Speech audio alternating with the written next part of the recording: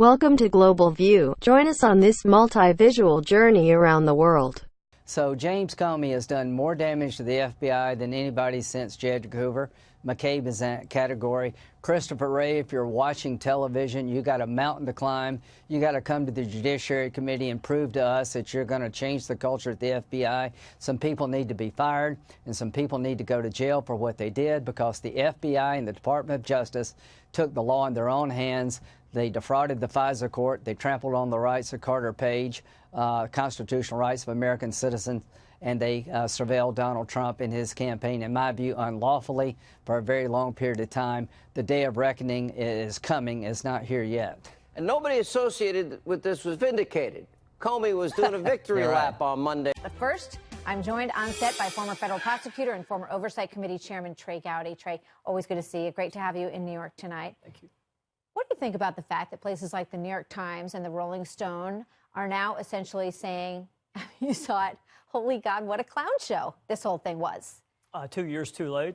They vilified Devin, they vilified Paul, they vilified Kash Patel, Johnny Ratcliffe. Those of us who for 2 years have been saying we like the Department of Justice. We need a good Department of Justice. But what they did in 2016 and 2017 is just wrong. So I don't know what report Comey read. This is the third IG report that has found his conduct to be substandard. If that's a victory lap, if he wants to take a victory lap because he's not indicted, more power to him. Don't write any more books on ethics. So don't tell me what the ethical standard is if you think this report vindicates you. Yeah. You know, as I have followed this story very closely, covered it for years, there were things that I learned in the past couple of days looking at this report, and I know that you were privy to a lot of this before it all came out. But, you know, just to sort of put a fine point on some of this, right? You've got Carter Page, who was in the Navy, then was an asset for the CIA, sort of a peripheral asset who gave them information over time. They sort of had a relationship. He was traveling and doing a lot of foreign events and giving them some information. So the FBI says to the CIA, or to all the agencies, is this individual that we're looking at an asset of any of yours? And the CIA comes back and says, yeah, he's one of ours. They change it because they want to put a tail on this guy to not an asset of the CIA. I mean, that is a travesty. How does that happen? The wrong people doing the wrong job. It is the most damning part that came out of Horowitz. I did not know that an FBI lawyer, someone that we give incredible powers and authorities and therefore a corresponding responsibility to, would change someone's status. I mean, keep in mind, a counterintelligence investigation is because you think Carter Page is working on behalf of Russia. The reality is Carter Page was working on behalf of the United States of America, and you changed it from he is a source to he's not a source, which is a manifestly unfair thing to do to Carter Page. But so when Horowitz says there was no bias in the inception, there was no bias ab initio, there was a lot of bias from every point thereafter, including an FBI lawyer manufacturing evidence to get a surveillance warrant against an American citizen. Martha, that is not the FBI. I want your viewers to understand that is not the FBI that I worked with. It is not representative of 99.9% of the Bureau agents that I know, but they've got a problem. And if you're changing emails, manufacturing, altering evidence, which is a crime, because you want to get at somebody, you don't want them to be president of the United States, not only do you not have any business being an FBI agent or law enforcement, you probably ought to be wearing an orange jumpsuit. I mean, the question is, why? Why would you change that? I mean, you know, even in the best case scenario, if you think, oh, maybe he's a double agent or something, aren't you going to sort of bring somebody in at the CIA and say, look, we're a little concerned about this guy? John Brennan was running the CIA at the time. Why didn't he reach out and protect his guy? Why didn't he say, hey, Carter Page, hold on, you're wrong about him. He's one of ours. God knows he's on television enough. He's had ample opportunity when all these interviews he gives about Trump ought to be in the dustbin in history and how treasonous he is. It would have been nice for him to stick up and say, hey, y'all are doing surveillance right now, reading the emails, intercepting the phone calls of someone that actually is working for the country as opposed to against the country. It'd been nice if he'd spoken up. He also denied in a congressional hearing that the dossier was used in any court pleading. So, look, those are the moral authorities that the left is citing. Yeah. You know, another question that I would have for Jim Comey, Chris Wallace is, I know, going to do a great interview. He's going to speak with him this weekend. Is this whole question of President Trump as a subject of their investigation. Because one of the things that we've spoken a lot about is the fact that the president was never given a heads up, not given a defensive briefing.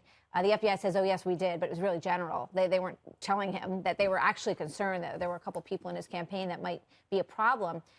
Now they're saying on page 55, Bill Precept of this report says the reason we didn't tell candidate Trump when we talked to him and briefed him was because essentially we thought he was a subject of investigation.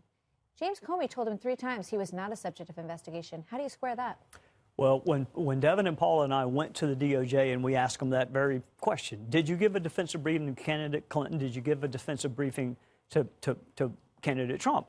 The FBI's explanation was, yes, we gave one to candidate Trump, but because a target of our investigation, in this case Michael Flynn, was sitting right beside him, we couldn't give him the full, exhaustive briefing we wanted to. So, of course, the follow-up question is, all right, well, the next day when you called him and said, we want to meet with you alone, or better yet, your former United States Attorney Chris Christie, who's on your campaign, we'd like to talk to him. What was the response then? They never went back, Martha. So, they didn't want him to know. They clearly didn't want him to know. But it's worse than that. They sent not a debriefing specialist. They sent an agent who was working on Crossfire Hurricane. They viewed it as the interrogation of a subject, not the defensive briefing of a candidate.